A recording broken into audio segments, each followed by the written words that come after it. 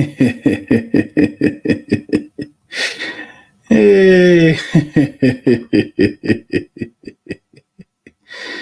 Hey.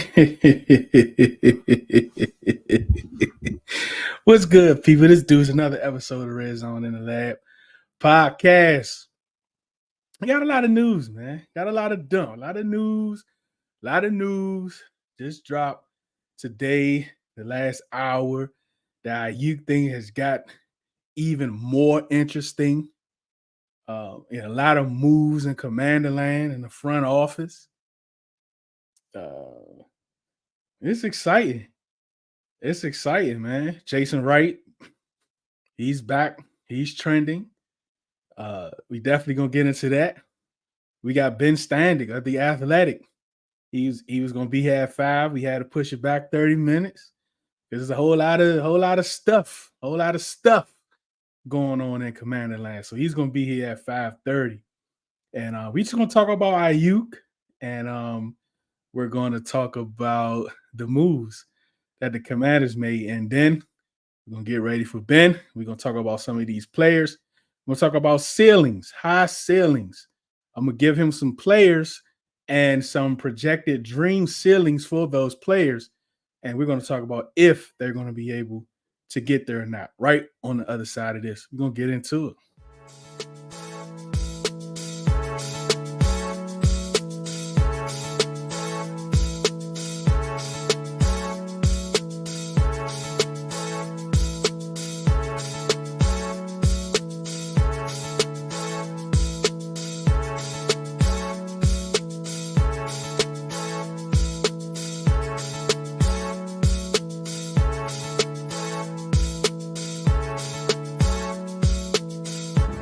Shout out Redzone In the Lab podcast.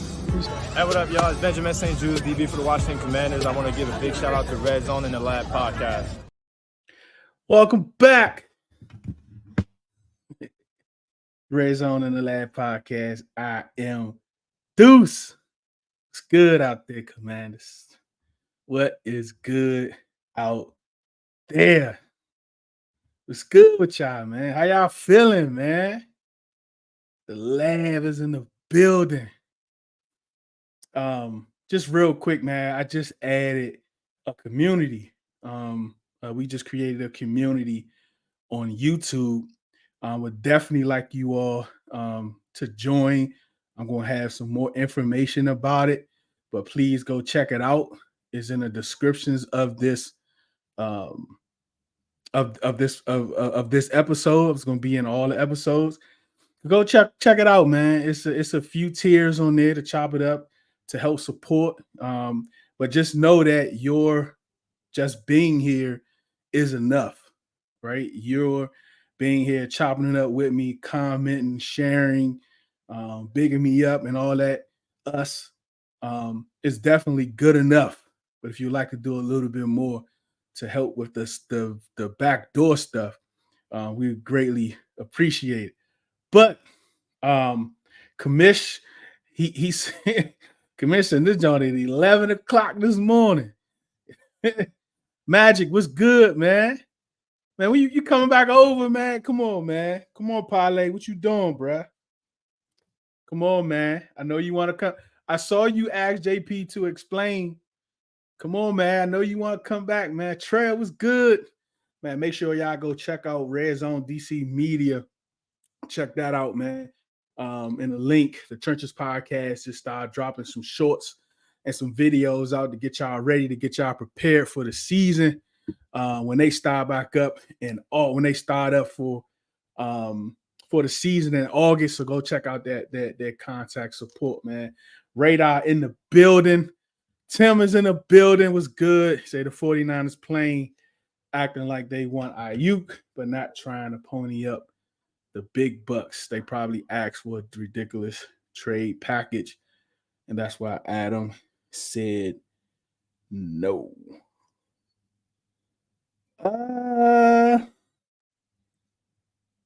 That's true. That's true. That is true.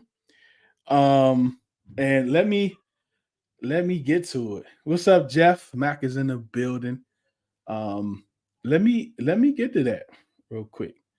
Let me see if I can get that up here. And saying, let's get right into Aiyuk, right? Let's get right into Aiyuk. All right, so here's where we are with Aiyuk, right? Yeah, you all know how I feel about trading for Aiyuk, right? If we do it, yay. If we don't, hey, you know what I'm saying? I ain't mad. You know what I'm saying? But we need to add talent. One thing I know is quarterbacks that are successful young have weapons. I'm not saying we don't have weapons, but I'm saying we need more proven weapons. We have Terry, we have B Rob, Eckler, who's a little older, kind of banged up last year. You got Jahan. First year, yeah, I loved it. Second year, you can cross it out, exit, whatever it is you decide to do with it. For the coaching and all that, everybody deserves the same type of grace. You can't pick and choose what player you're going to give grace for when you're talking about bad coaching. You can't do that just to push a narrative. So if you're going to give grace to one, you got to give grace to all of them for the bad coaching. And that's why I think where we're at with Jahan. But Aiyuk, look, listen, man, he's proven his trajectory has skyrocketed all 3 years, man. He doesn't get as many targets, but he produces with the targets he gets. He got less than 100 catches last year and still had 1,300 yards. He makes the most out of what he gets. And think about it. He's like what? The fourth, fifth option on that team? And that's a debate. Like you can kind of say he's, you can say he's third, he's fourth, he's fifth, but they have weapons all over. So basically what I'm saying is that he's not the primary target. Let me get this out. Trying to get this text out. Let me get this text out. All right. So but before we go here, there's a guy, Ryan Hensley. Ryan Hensley, who had let's bring him up because he has some information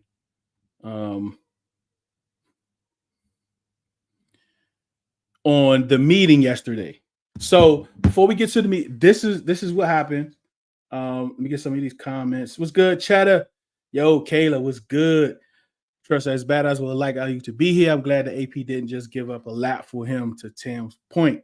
True. So this is what happened. So the pivot, Ryan Clark. I know a lot of you guys know Ryan Clark. He has a show called The Pivot with Channing and Jackson. I think I forgot the other guy's name. So they were doing an episode with Brandon Aiyuk, right? So they have to travel there. They go there to ESPN or whatever. What they were surprised about is when Brandon Aiyuk walked in the door, guess who was behind him? Yeah, Jayden was behind him. Now, they best friends. We've seen that. We've seen the TikToks. We've seen, Jayden Daniels shout him out. A podcaster asked him, he was like, if anybody you wanted to play with, that you never was, that you wanted to play with in NFL, who would it be? With no hesitation, Brandon Aiyuk. With no hesitation, Brandon Aiyuk. No hesitation, Brandon Aiyuk. So now he walks in there, right? I'm not sure if he's going to be on the episode or not. It was for him. But Ryan Clark got on ESPN. He said, hey, look, he was there with him. What I do know is that he wouldn't mind playing for the Commanders. So some type of conversation was had. And Ryan didn't just do that just because. I'm quite sure everything that Brandon Aiyuk and them have been doing is trying to get this out there that pay me or trade me. Now, mind you, this is right before his meeting with the 49ers. This is right before his meeting with the 49ers that he requested to have. Because remember, after the season, they were in negotiations. They couldn't get to a number. It came out the day that they had talks with Adam Peters about trading them there. Adam Peters didn't like what they wanted. So he said no. This is how you know Adam Peters is not going to get Gap, folks. We talked about this last week on the show about the Commander's log, how they specifically wanted you to see the interactions between him and Howie. Right? So after the draft, they come back to the table to negotiate. The number we last heard was $26 million. He wants 30. They want him back at 26. He wants to go back at 30. Something has to happen. So all this starts coming out about because Jayden, I mean, it's been building up. All this is planned out. I think all this is planned out. All this is planned out. So you got all this going on before they meeting. You got all of this going on with their meeting. Right before they meeting. Right? So now what happened at the meeting? Everybody want to know what happened at the meeting. We don't know. We don't know what happened at the meeting until today. Like I said, this guy you see on the screen, Ryan Hensley at Ryan G. Hensley. This is what he said. You see explosive at the top, right? Let's listen to what he said. Like, no. And so that's where they're at right now. It sounds like that explosive meeting. This is interesting because what's going on 49er fans. So the word I was texted this morning was explosive regarding the conversation, the meeting that Brandon Aiyuk had with the 49ers yesterday. And I don't think explosive is a good word that you want to hear coming out of that meeting. So it sounds like to me, basically reading between the lines, that Brandon Aiyuk wanted to meet with the 49ers and was basically like, pay me or trade me. And the 49ers were like, no. And so that's where they're at right now. It sounds like that explosive meeting. This is interesting because what I'm wondering is, do the 49ers really want a pissed off, angry, unhappy, disrespected Brandon Aiyuk in this locker room? Has it reached a point of contention that can no longer be repaired? This is going to be really interesting. The meeting did not go well. That much I can tell you. Stay tuned. It's going to be an interesting little couple weeks, see what happens here with Brandon Aiyuk. What's going on, 49er fans? So the word I was texted this morning. Look, take it for what you want, right? That's the only thing that we've heard thus far about that meeting. It was explosive. It was explosive, and not in a good way, in a bad way, meaning that they're right where they were before they had the meeting, but now it's even worse because they didn't get anywhere. From what we know, just from what he's saying, and to take it even further, it came out that the 49ers was in conversation with the Commanders about trading him. And we talked about that. Brandon Aiyuk replied, "Oh, I thought they wasn't trying to trade me." So to me, what this guy Ryan is saying, I'm going to take it for truth.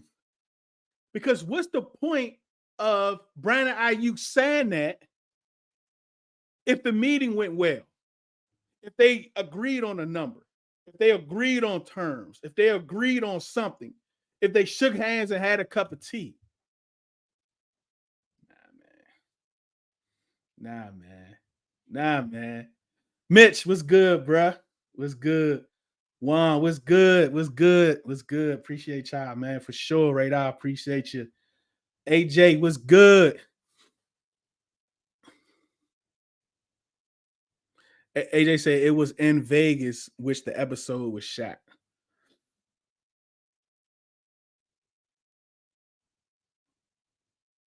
The pivot.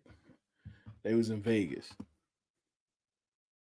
See, Ryan Clark is essentially rep by the same agency as Athletes First. What's Athletes First, AJ? Adam Peters do the fleecing, not the man. That's what we doing. What's up, Ray? That's how we doing this. Ricks was good. I think this might be the first time you comment. I definitely appreciate you, man. Tap in. If you're not subscribed, subscribe. All of you that's on Twitter, I appreciate your support. If you go to my bio, you'll be able to see the YouTube link to the episode, so you can jump in these comments with us. Also, and subscribe. Join the team, man. Join the team. Trail was good. Oh yeah, 12. Yeah. Come on, DT. You know why are you on X, DT? YouTube, Miss Janet. Get over there on YouTube. Get over there on YouTube. You know, so like, this is where we are. Now listen. All right, so let's go to that rumored conversation between the Commanders and the 49ers here on the screen. It says basically is meaning that the 49ers asking price for Brandon Aiyuk was too high for Adam Peters, which falls in line with everything that's been credibly reported about this. And logic also says the 49ers aren't incentivized to trade away Aiyuk for anything short of a massive return. What's massive?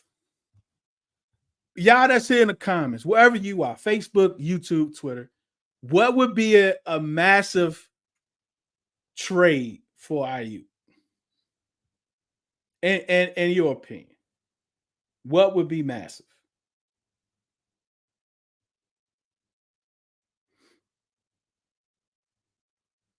What would be massive?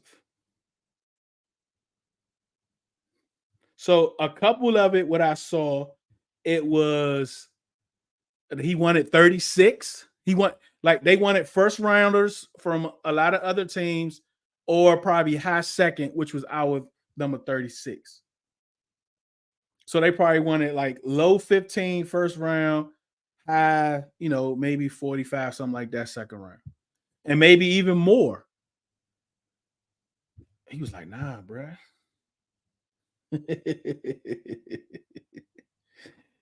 He's like, nah, bruh.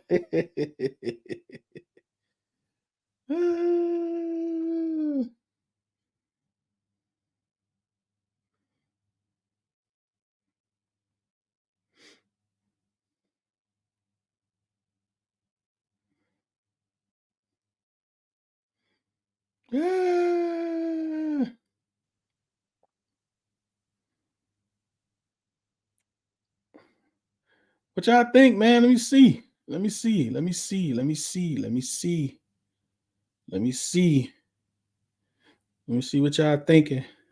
y'all thinking.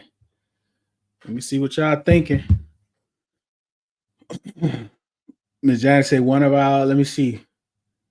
Kayla said second pick in John Allen.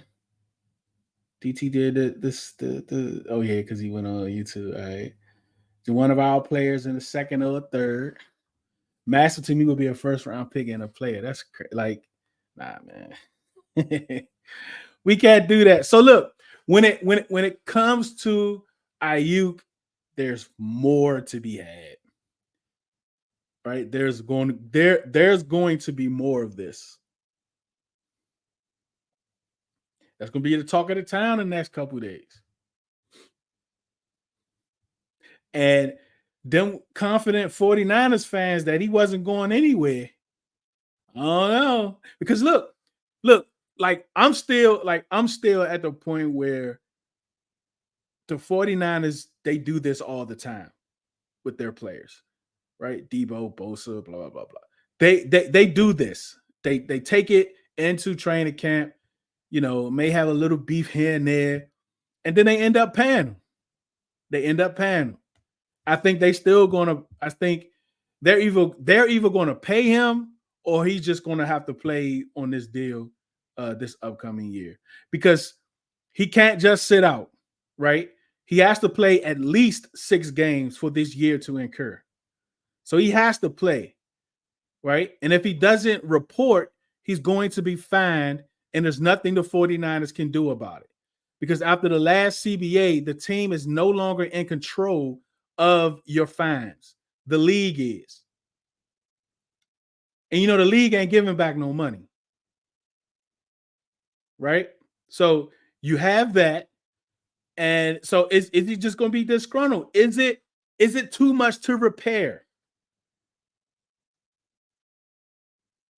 I don't know. But what Radar had pointed out yesterday was kind of the difference between those other situations and this one is they drafted 2 wide receivers in this wide receiver heavy draft, and they drafted Pearsall early. And they also paid Jawan Jennings, who I believe was the 3rd wide receiver last year. They extended him too. So there's a little difference between this situation and the other situation. So I don't know, man. We gonna see. Rick say and look, y'all talk about, some people that's talking about Terry for him. Nah, man, like that just defeats the purpose. Or Jahan. That to me kind of defeats the purpose of adding weapons. I wouldn't want them to do that. But if they did, all right, whatever, cool. But my thing about adding weapons to a young wide receiver has proven to be beneficial to him. That's right. Hit those like buttons. Hit those like buttons. All y'all that's on Twitter, please retweet. Facebook, please share. YouTube, share those links for me. Appreciate you. We gave them Chase for a comp 3rd. Yep, the last pick of the 3rd round, which we used on Luke. Let's give them a comp 3rd and a 2nd pick for BA. Let me see. Who will we get a comp for? Why would we get a comp? Who do we lose? Curl, but his calculations ain't gonna get us back no 3rd. Samuels. Yeah, I don't know if we'll get a 3rd. I don't think those guys got massive. I think how the calculations work, what goes in and what comes out, we probably end up being even. We probably don't get no comp pick. Let's see. Mitch was like, yeah, bro, we can't get rid of ours. We are looking to add. Yep. That's where I am. All right. Again, Ben Standig is going to be here in a few minutes, but I did just want to go over real quick the front office changes. A lot of moves has been made, and I implore you guys to. There's an episode with Neil Stratton. He's a scout guy, front office guy. He knows everyone. He knows everyone in our front office. He bigged them up. The moves that we made. Go back a few weeks. Go watch that episode. That's a great episode. If you want to know about the people that's in the front office, if you want to know about the people that's in the building. But two things came to my attention from those hires. Well, 3 things. The first thing is me and Smoke talked about early in the offseason about what our front office looked like compared to the 49ers. They had a large front office. We had, I don't even know if we had, I don't know. We ain't had nobody really. But our front office now, it mirrors what it looks like in San Fran. It does. It mirrors that, right? But That's one. The second thing, Jason Wright, it came out yesterday that Jason Wright was a finalist for a CEO president job in Green Bay. Why is that important? All right. Let me see. Oh, let me see. Saying folks have to understand NFL trades not like NBA, which is player for player. Yep, that's true. You probably mean conditional third. Oh yeah, conditional. Okay, got you. Yeah, that makes sense. And AJ, get on YouTube, AJ. All right, so listen. Okay, I would be a little concerned with his job if it comes out that he interviewed with any other team for a CEO president position. Why? Because Green Bay is the only team in the NFL that doesn't have a de facto owner. And if he was to get that job, he's essentially the owner, or he's essentially the top decision maker under the board. I don't know if they call it board of directors or whatever, but under the board. So when they have owners meetings with just owners, Jason Wright is going to be there for the Green Bay Packers. So that job is not the same as our job. That job is not the same of any of the other 31 teams in the NFL. So even if we extended him, he should still go and interview for that job if they wanted him.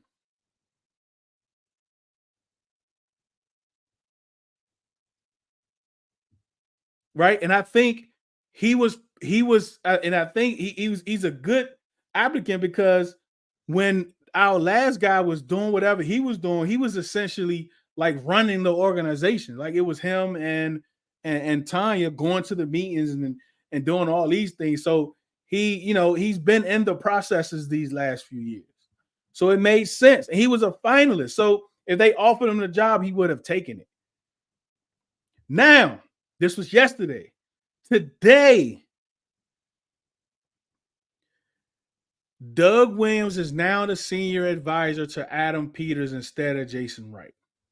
Jason Wright was the senior advisor to Adam Peters.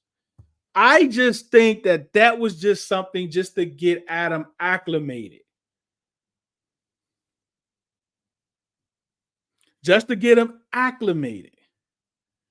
Because remember, Jason Wright is strictly going to be business. As of right now. Why they moved them off of it? I don't know.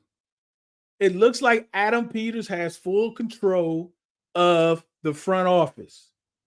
So he didn't want Jason Wright there. I mean, he got Doug Williams there. I mean, what does he do? Like, he done had more job changes than anybody I know, man. Like, my goodness. So that, to me, that just put Jason back completely in the business portion of the front office. I think if something was happening with him, it would have came out today. But who knows? Who knows? It may come out tomorrow or the next day. Who knows? But as far as right now, I think Jason Wright is good. The other thing was Eugene Shin was the analytics guy that Harris hired prior to hiring Adam Peters.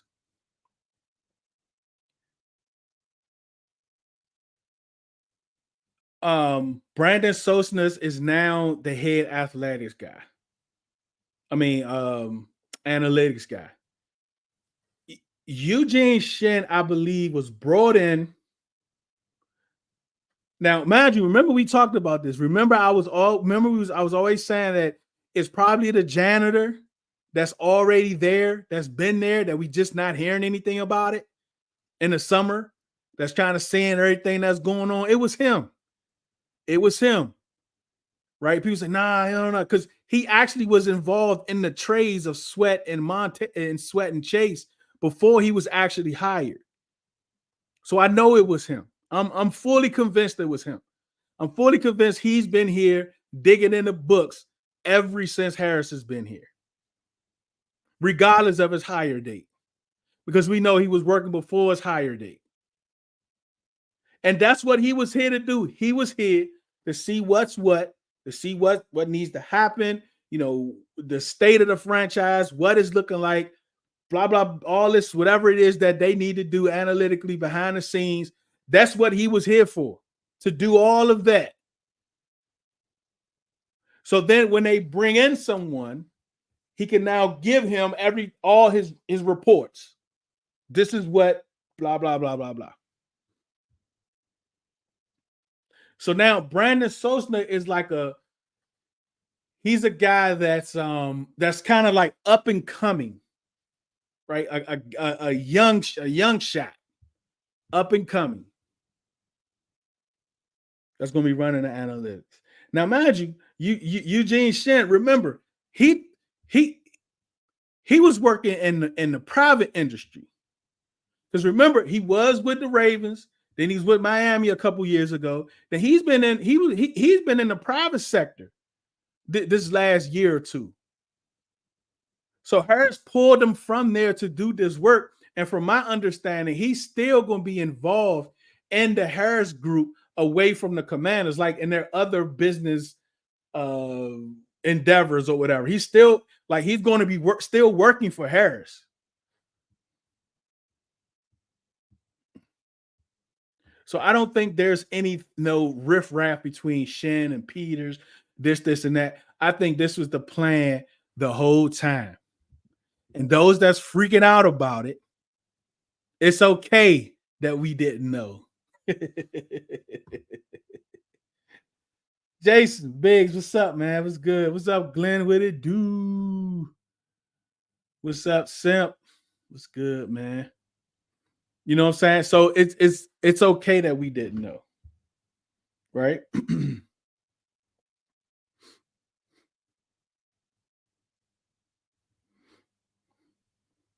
All right, Ben is going to be joining us soon.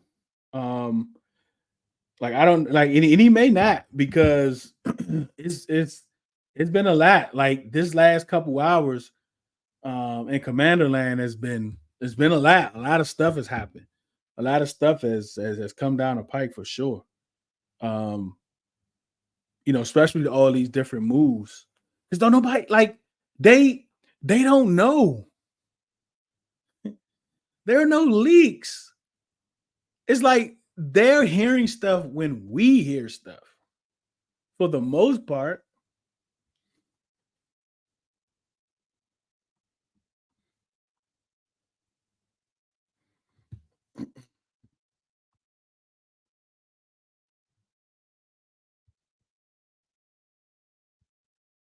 Yeah, man. So to go back to that Aiyuk thing, while we wait for Standig, and I'm gonna see if he can join. Look, we might gotta reschedule Standig. I mean, it's a lot of stuff going on in Commanderland, so that's definitely not going to be a problem. But listen, once he let me know. But listen, so when you think about Aiyuk, and you hear a lot of fans, like the ones that don't want to make the move, you hear one of the things is money, right? Picks and money. I don't want to give her a first round pick. I get it. I don't want to give her a first round pick. I do not want to give her a first round pick. I'm willing to give up a second. I'm willing to give up 2 twos, like the next couple second round picks. I'm going to give her a 2 and a 5, or whatever the case may be. I mean, whatever they negotiate, I'm okay with that. I just don't want to give up a 1. But you have to keep this in mind when you're talking about money. When you're talking about money and you're talking about numbers. When you see Shefty and Ian and those guys put numbers out there, be like, 5 years, 180 million, 31 million APY. That's just a average number, right? What we're concerned about or what you're probably concerned about is the cap. The cap is the number what we need to kind of be concerned about is the cap. 30. Okay, so this let's say Justin Jefferson's deal. He's getting 35 million APY.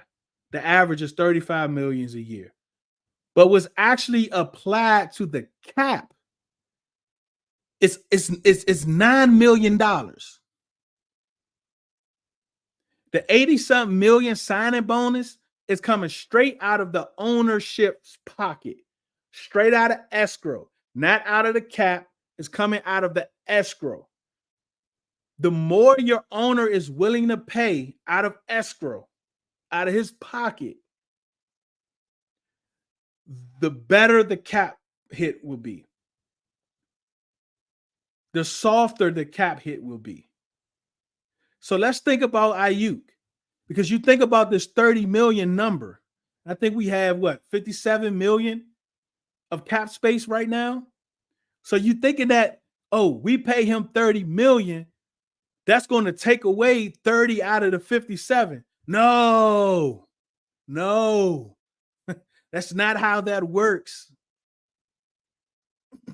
Justin Jefferson get 35 million a year, but against the cap this year is 9. I think next year is 9 million too. Jalen Hurts just got that crazy deal, and I don't think his cap exceeds plus 16 million in the first 3 years of his deal. So now, if we do the Aiyuk deal, and we pay him, if it's AYB is 30 million a year, what we want to look at is the actual cap number. If Justin Jefferson's cap number is 9 million at 35 million APY, then if Aiyuk get 30, his may be 7.5 million coming out of the cap. So we have $57 million in cap space. And you don't want to give $7 million to Brandon Aiyuk? Come on, man. Come on.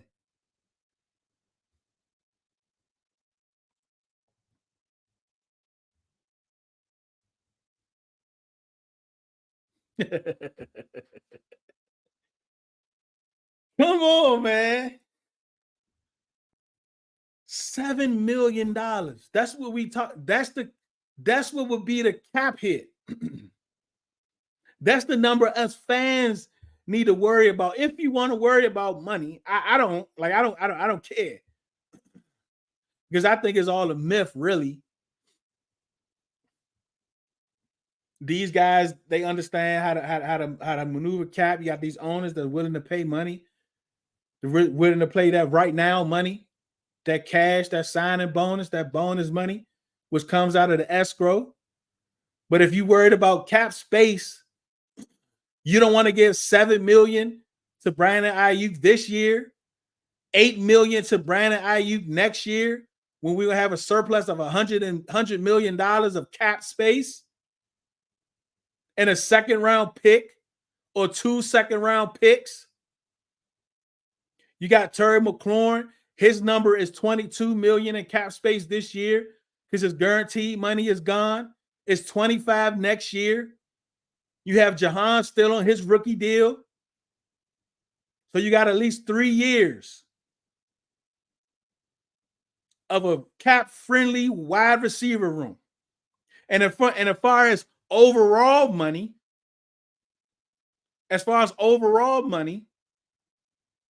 we're paying like 3 players. I think John Allen cap hit is 20-something million too, because he doesn't have any more guaranteed money.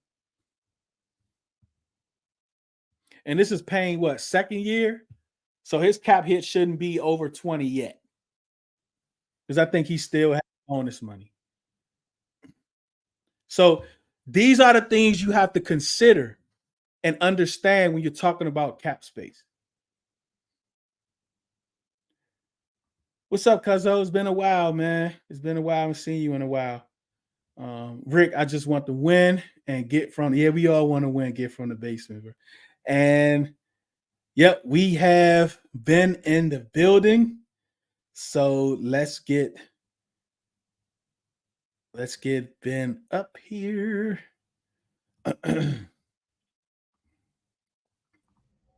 Welcome, Ben Standig from The Athletic. How you doing today, buddy? Hey, I'm good. So sorry for being a little bit late. Obviously, they made some moves today, so I had to deal with that on the work front. But I'm glad to be here. Yeah, thank you. That's what I was telling. I say, look, it's after the last couple hours, I'm sure all the commander land is pretty busy. So we might got to reschedule with Ben. I don't know. I know he's probably working hard. The phone going on. This is I don't know if I consider this. I mean, yes, there's work, but it's discussing changes in the Commander's front office. The 13-year-old me doesn't view this as work, so it's all good. I got you. And it's good, right? It's not nothing, Congress related, right? That's what I keep telling people. Whenever even this offseason when they're signing.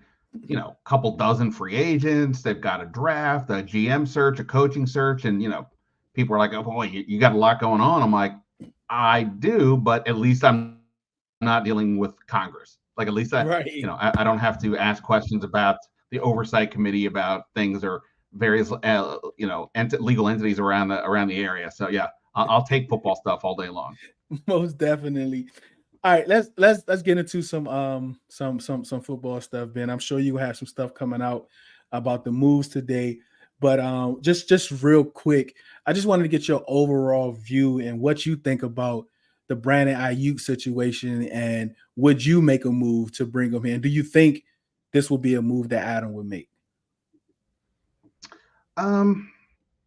Well, look, I don't want to give the line that they would give that like, hey, if there's an opportunity to improve the team, that you do it, right? Because I think that would be the case in any scenario. And if the 49ers were like, hey, you guys were nice and gave me or gave us Trent Williams at a bargain discount, we'll do the same. Here, just give us a 3rd-round pick for Brandon Aiyuk and we'll call it a day. Who knows? Maybe that happens. But obviously, I doubt that's going to happen. So ultimately, I don't think they do anything. I think San Francisco, I've been saying I don't understand why they would do anything because they're trying to win a Super Bowl. And while obviously you don't want a guy who's a free agent after this year to potentially walk in free agency next year and you only get a 3rd-round compensatory pick, nobody will care if they win a Super Bowl. So I think to me, that's got to be their goal.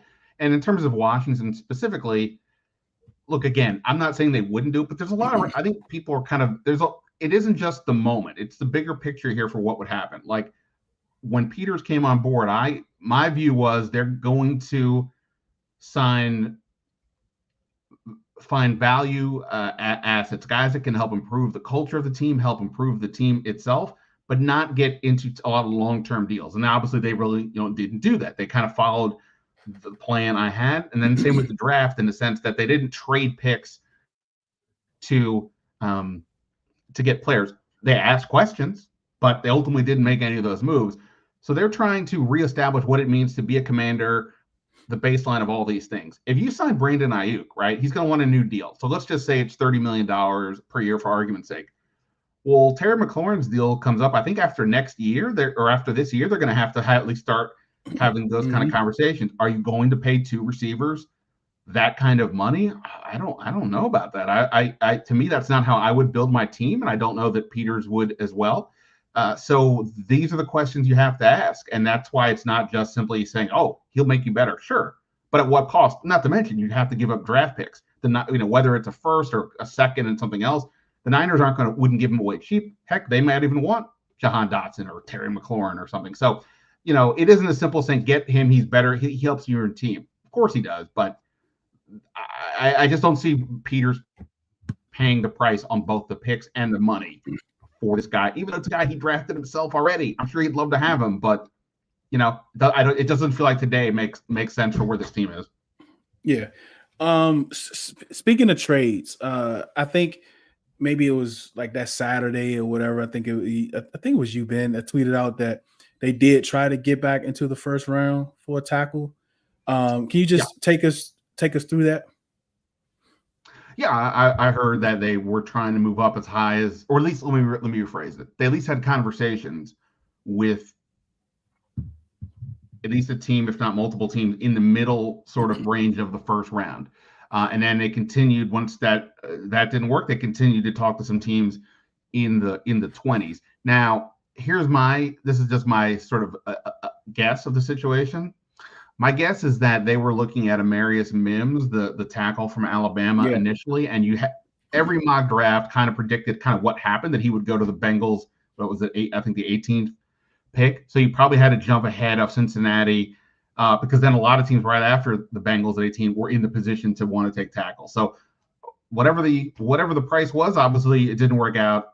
Even if there was an offer, I mean, these teams also want to make picks, right? Then when it got into the 20s, right? I mean, who was there? You had, I don't know if they were interested in Jordan Morgan. There was some talk about Tyler Guyton, the tackle out of Oklahoma, who eventually went to Dallas. I want to say at pick 28 when Dallas traded down. The thing about all those guys, though, is that the ones I just said, like they're at least Mims and Guyton, they're super young and inexperienced. Like, I get that long term, maybe that's an answer, but if the worry is Jayden Daniels this year, I know people are nervous. If you're nervous about that, I don't know that those guys are going to help you a lot this year. They need themselves time to develop, and putting a young guy like that on the blind side, I don't know that that's the best way to go either. Again, so they ultimately obviously take Brandon Coleman. So, I don't know how close they were to making a deal or what were the potential offers out there. But again, Adam Peters, it's one thing to look, it's one thing to ask questions, it's another thing to actually do it, and they didn't, and they hopefully found their tackle in the third round. And a lot of people are kind of like, you know how we fans can be, Ben. I get it. All right, so we're going to do something that we haven't really done before. I have some dreams, high ceilings, for a few players. So what I'm going to do is I'm going to ask Ben to kind of just, look at this when I give him the player, to talk about the player doing OTAs. If he thinks they can, how their improvement, if he thinks they can hit that ceiling, how, why, or why not. This is going to be fun. All right. So the first one is Jayden Daniels, and I have his high ceiling at Rookie of the Year. I mean, I certainly don't think that's crazy. I mean, look, obviously, we've seen rookie receivers and running backs come in. Rookie running backs, I mean, there's not a ton of them that are like, wow, like they're right. But it doesn't matter. You get a rookie running back in the right space. He runs for over 1,000 yards. He could easily get it. Receivers, a lot of these top guys seem to be coming to the league and performing pretty quickly. But ultimately, quarterbacks are the ones that move the needle in this league in every which way. So, of course, if you have a rookie that does that does great off the bat, sure. Now, look, there were 6 quarterbacks picked in the first round, but other than Caleb Williams, I think Daniels is the only other one that I think we're confident is going to start week 1 and therefore maybe even play this year, depending on how those teams go. So just from the quarterbacks, it could be him and Williams. And Williams, I guess you could say maybe has the better situation because of what they added in the draft. They get Keenan Allen to help him, all these things. But he has to do it. And, I put very little stock into any of these early reports, whether it's about here or anywhere else. But it sounds like from what they're saying that Caleb Williams it seems like he's having a little bit more struggles at this point than Daniels. Doesn't mean anything by September. But, yeah, I think it's absolutely possible that Daniels comes in, crushes it, and gets Rookie of the Year. I don't think that's crazy. Yeah, I think everyone would agree with except for Sean Payton because he's making us believe that Bo Nix is going to be the MVP this year. He done it, Sean Payton. All right, Brandon Coleman. Is it possible that he can be a top 15 left tackle by the end of the year? I would guess no. I don't have it like mapped out what the top 15 means, but presumably these are guys who've, been around the league for a while. Like I would imagine that Charles Leno was not in the top 15 in the league. And is Brandon Coleman going to be as good as Charles Leno year 1? I doubt it. My view for most of the rookies, whether it's Daniels or anybody else, is I don't need to see that player come in and be an all-pro year 1. But you want to see the moments that tell you that if they can get more experience, more consistency, that they have a real shot to be top 15 or one of the better players that they're position. So that's kind of for me what I'm looking at. Obviously, you don't want Coleman to come in, whenever he plays, and have a ton of learning experiences at this, with Jayden Daniels landing flat on his back. But over time, sure. But I wouldn't say that. But if at the end of the year we look to next year and say, okay, they've got a left tackle in the future in Coleman. There was enough there to suggest he can be the guy. They don't have to take a tackle in the first round, I think, or the second round. I think if that happens, I think that's a win. The other part I think is this probably unrealistic, but if he can be the starter in 2025, if that looks clear, I think that would be a great mark to reach. Emmanuel Forbes, like with me, Ben, once a player is drafted, I know there are expectations for the round they're drafted in, but for me, at a point after they draft, I just need you to play football. I just need you to produce. And of course, he had a bad year last year. From the outside looking in, is there a way that he can really bounce back to be like a most improved player, or to have to be a player that the fans fall back in love with? I did recorded one of my own podcasts for Standig Room only earlier today. That I'm not going to put it out. I don't know, probably sometime next week or when I take a vacation. But one of the topics was something about what are we most curious about or most interested in, and I went with Forbes. I mean, non-Jayden Daniels category. I went with Forbes because, look, last year was a disaster. There's no really way to argue it. And we can say, well, they shouldn't have picked him at 16, but he was going to get picked in the 20s. It's not like he was like some crazy reach. He obviously was an incredible playmaker at Mississippi State, but whether the coaches put him in tough spots or he just came in and didn't realize, he was going to be that overmatched. And, I think the biggest concern for me was his run defense. He really didn't seem to be engaged in that. And we know that his limited size, to say the least. But I mean, we've seen what this Dallas coaching staff did the last couple of years. They turned Ron Blandon from a 5th-round pick into the guy who led the league in interceptions last year, took a bunch of them back for touchdowns. And the year before, Trayvon Diggs led the league in interceptions. Now, I'm not projecting that for Forbes, but I want to see him with this staff and what they can get out of him. Kind of applies to the whole secondary, but him specifically. And, if he can show enough in training camp to be, okay, it's St. Juste on one side, Forbes on the other, I think, and there's justification for that. They're not just forcing it. I think that would be pretty huge. I'm not ready to declare that's the case. They do have Mike Davis, who they brought in as sort of that veteran guy who's, he's fine, but he can get the job done if Forbes isn't ready. But look, I would like this. I think it's fair to say Forbes has a chance to bounce back for sure, but we're going to have to see it because last year was that poor. It really was, it's the opposite of what I was saying for Coleman. It was hard to watch at the end of last year and say, yeah, that guy's definitely a starter next year. I don't think we can make that claim, but let's see what he does with his coaching staff. I think that's a lot of intrigue for sure. Yeah, and I think that's fair. One of the bright spots I saw last year is being able to see, because Brian Robinson be able to catch the ball out the backfield. He wasn't asked to do that at Alabama, so some people thought he can't do it. But all the times we passed last year, he's shown that he can do that. Can he take that next step and possibly get into the Pro Bowl and get over 1,000 all-purpose yards next year? I think so. Look, obviously, for him to do that, I think they're going to have to probably, if not win more games than we think, they're going to have to be in a lot of fourth quarters, right? Okay. Because that's when you give your running back a chance to add on carry. So, if they're another, if they're a 4 or 5 win team, well, he might be in the 10 to 15 carry range with some catches. If they can get closer to 7, 8, 9, then, then he's got a chance to get 15 to 20. And then, he did catch a bunch of passes last year. They at least more than people would have imagined. He's over 30. They do have Austin Eckler, of course, who's going to be a factor in some way, at least as the passing down back and probably a bit more. So, I don't know what Robinson's workload is going to be to say definitively, but I would say I think he's got a real shot to get over 1,000 yards, if not top it. And I said this before on my podcast, but he's got 7 rushing touchdowns his first 2 years. Obviously, the gunshot situation was derailed his first year to some degree. Okay. In the 4 seasons that Cliff Kingsbury coached the Cardinals, he had Kenyon Drake the first 2 years, James Conner the last 2 years as the lead running back. Mm-hmm. Those 2 guys combined for 40 rushing touchdowns. So I think the Cliff Kingsbury setup is going to put the Burley back in position to get scores. So I think that's in play. The rest of it, I think, is really just going to probably come down to game and time score for these things, and obviously the offensive line doing its job, which, I think in the run they were okay. It was just all the sacks last year that was, the problem. Yeah.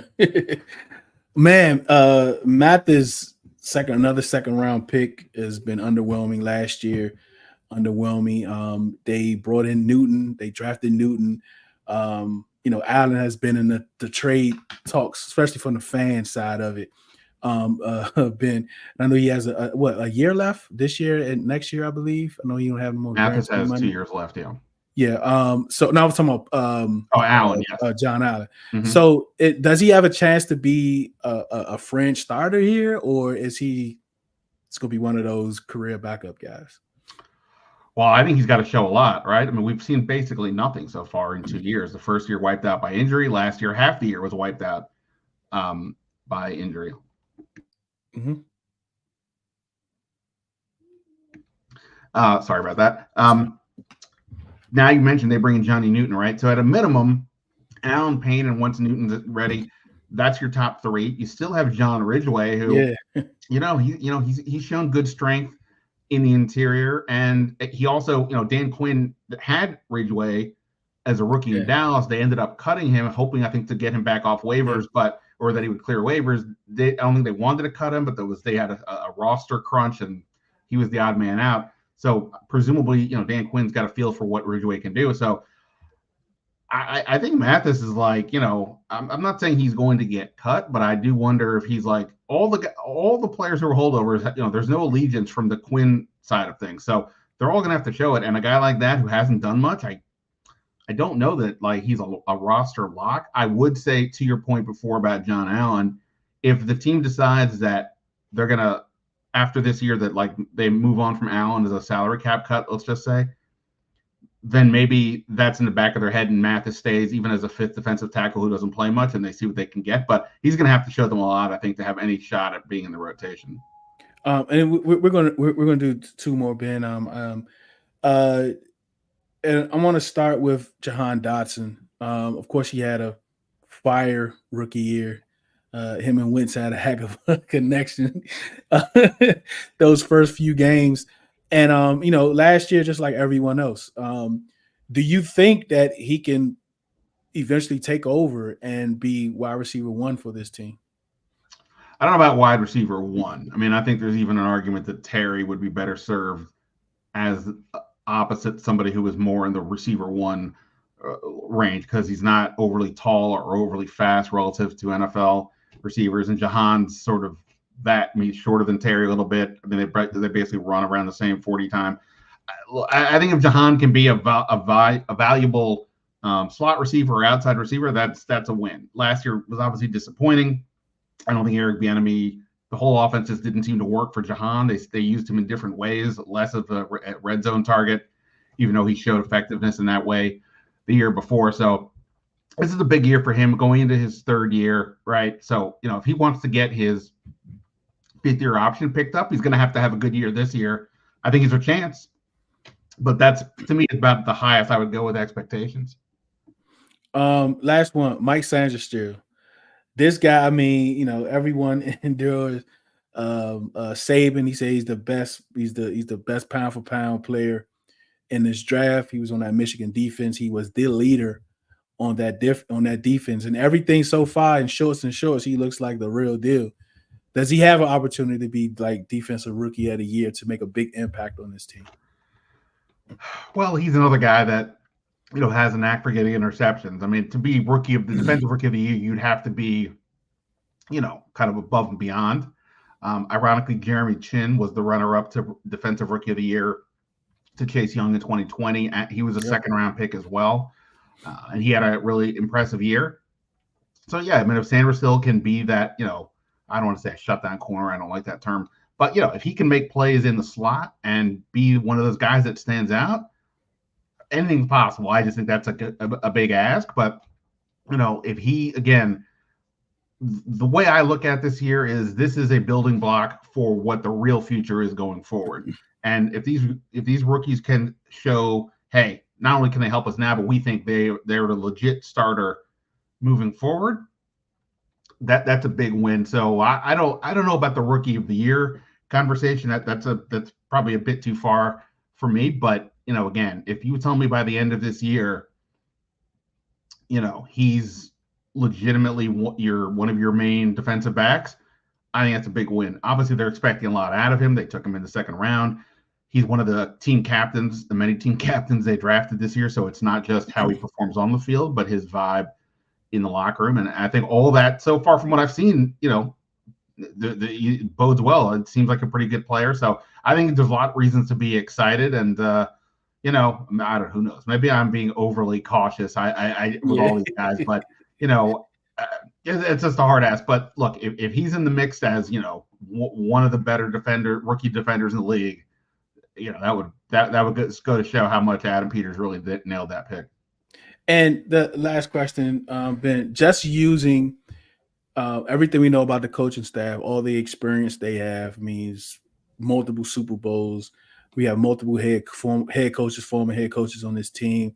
The draft that they had, the excitement, everything that's new, the front office.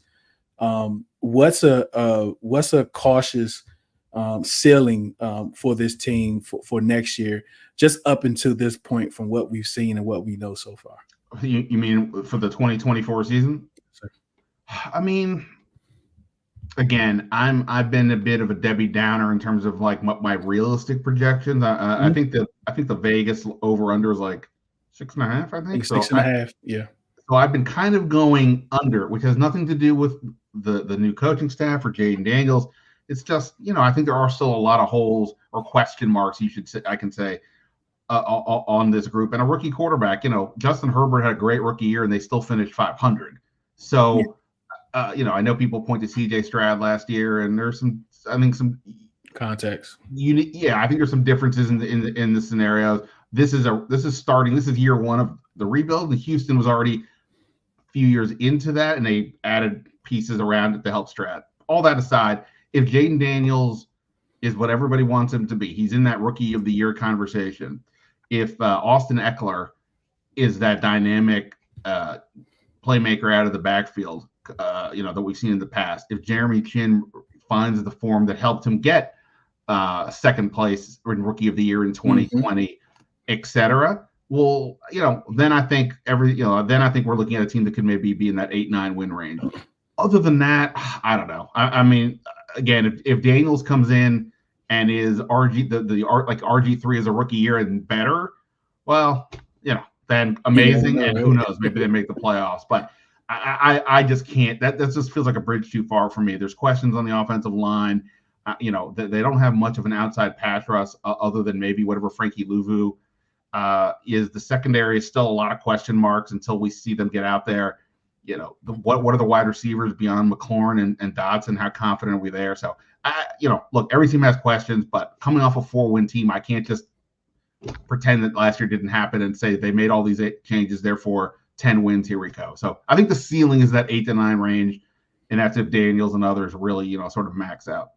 Thanks, Ben. I just wanted to know if I should sign up for that playoff seat and start paying on it that the Commanders sent a couple of weeks ago. So thanks, Ben. I'm not going to do that. I appreciate it, buddy. Hey, if you go for it. I mean, you could say you're the first one of the first guys in when they turn it around. Right? I definitely appreciate this. Is Ben Standig. The Standig Room has great guests. You even had Neil on there, Neil Stratton on there, and I think he is awesome. Thank you so much, Ben. And just let everyone know how, we get to the Athletic and how we get to the Standing Room only podcast. Yeah. Well, if you're not a subscriber to the Athletic yet, and I get it, we all have expenses and tacking on another fee. But right now, if you click on one of my articles, it's $1 a month for 12 months. So we can't do much better than that. So just go click on any one of my articles. I'll have one up today about the moves that were made today with the front office. So you can click on that and get that deal. Other than that, yeah, I mean, that's where you find my work, the Standig Room Only podcast, wherever you do podcasts. I'm on Twitter at Ben Standig. And other than that, you know, I'm around. You can find me out in the streets. Yep, because I see I see you on Twitter. I say, look at Ben. He getting them, boy. Thank you again so much, Ben. And thanks to all of you that have taken your time to watch and or listen. We know your time is very valuable for you to spend it with us. We definitely appreciate it. Remember, do it because you love it, not because it loves you. One beat, one sound, one heart.